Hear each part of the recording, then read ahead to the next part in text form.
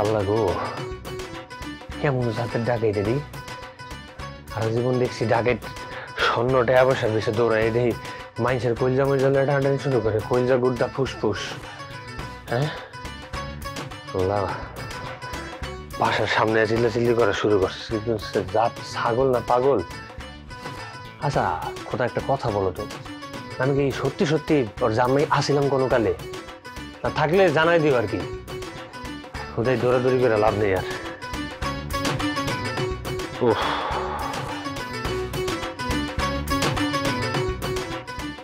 মাথাটা বন বন করতেছে।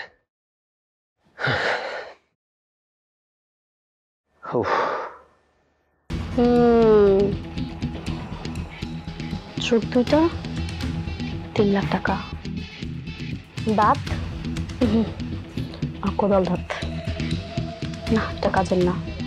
চিন্তা করো না বাবু, তোমার সবকিছু বিক্রি করবো একদম টাটকা নিয়া। কিডনি কই থাকে? এই জায়গা থাকে মনে হয়, দেখি।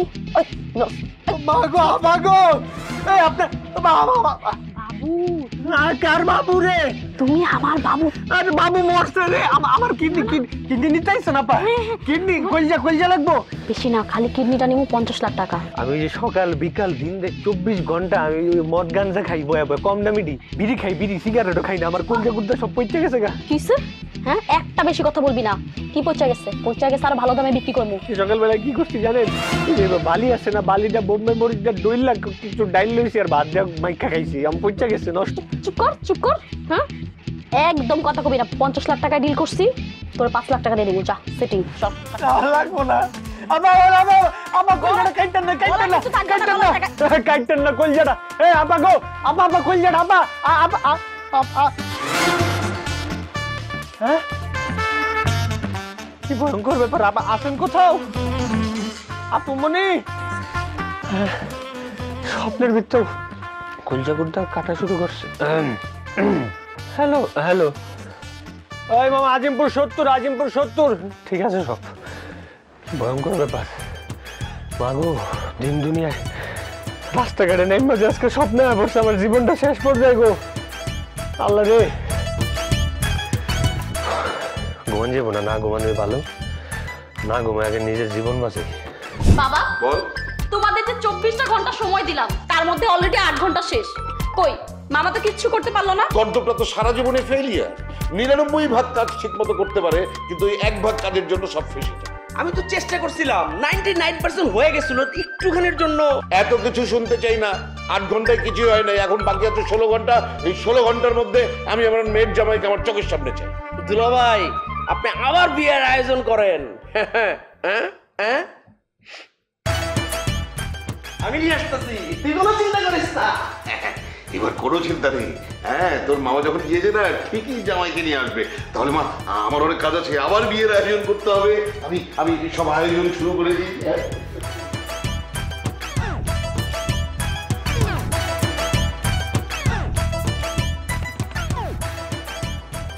কতক্ষণ ধরে রিক্সাটা উঠতে বয়ে রয়েছেন? আর একটা রিক্সাওয়ালার তো কইতে হইব যে আমি অমুক জায়গায় যাবো, নাকি আমি এই রাস্তার ভিতরে রোদের ভিতরে খালি চালাই দিয়ে থাম?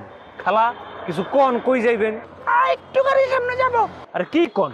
হেই কখনতে কইতাছেন আরেকটু সামনে কইতে কইতে তো 80টার খেপ মেরা দিছি। আপনি কোন জায়গায় নামবেন? আর একটু গাড়ির সামনে। আবার কয় আরেকটু। কাকি আমি আপনার এমনি লয়ে যেতে পারুম না। যদি জায়গার নাম কইতে পারেন তাহলে যাইতে রুম হুদাই আমি রাস্তার ভিতরে রিক্সা যাইতে পারুম, আপনি নেমে যান। এই এত কথা বলো কেন? তোমাকে ভাড়া দিব না, সেখানে বলবো সেখানে যাও। হায় হায় রে, এটা আসরটি পুরো রঙিন। আপনি বেড়া মানুষ বোরকা বইরা ঘুরতেছেন কে? দেখি তো আপনার চেহারাটা। ও মাগো, এই আপনি যে পানির ফিল্টার না ডিরেক্টর কি জানি কইছিলেন না? আর আপনি আজকে কি করতেছেন? এই চুপ, একদম চুপ। আমি যেখানে বলবো সেখানে যাবি, যা। আপনি আমার পিস্তল দেন। আপনি কি মনে করছেন আমি পিস্তল দিয়ে ডরাই? আপনার ওই যে চক্রের লোক না, ওই যে ফ্রেশ মানুষের কলজা গুড়া ফুসফুস না টানাটানি করেন, ওটা তো আমার এমনি বেচতে দিবেন। আপনার আমি পিস্তল দেখে ডরাই গেছি, আমি ডরাই না। আপনার রিক্সাতে নামেন, যান। ও কলজা গুড়া লয়ে যাবো আমি, তুই ডরাস না আমারে? খারা, অন্য ব্যবস্থাও আছে। মোবাইল বাই করেন কে?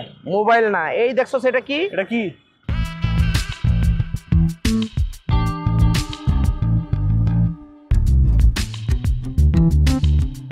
ঘুঘু দেখেছো? ঘুঘুর ফাঁদ দেখোনি? হ্যাঁ, এবার চলো।